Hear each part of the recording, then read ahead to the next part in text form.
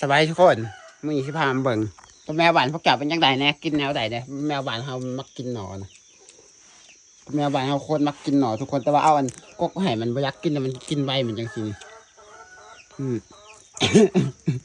ตัวแมวบ้านเขาเลี้ยงโคตรมักกินหนอเลยนะคันมีหนอแล้วเขามันบ่กินเลยกินแต่หนอมันกินแต่กาบแก่จังซี่เลยทุกคนมึงจะเอาอ่อนๆมันกินบ่มันกินบ่ส่วนหลายมันเอาอ่อนๆให้กินส่วนหลายมันบ่กินเนาะขึ้นแน่มันไม่สนใจเลยอื่นกินแต่เบอร์มันเพราะน้ำมีหน่อเราจะกินหน่อนี่แหละนี่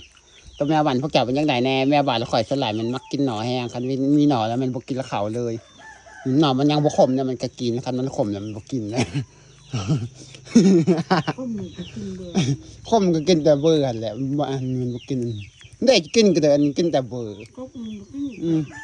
กกมันหวานมันบกินทุกคนมันกินแต่เบอร์อย่างเดียวแมวบ้านพวกเจ้าเป็นจังไดนะ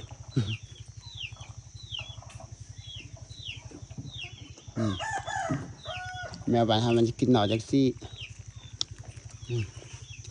แล้วพบกันในคลิปหนาวแล้วก็บ๊ายบาย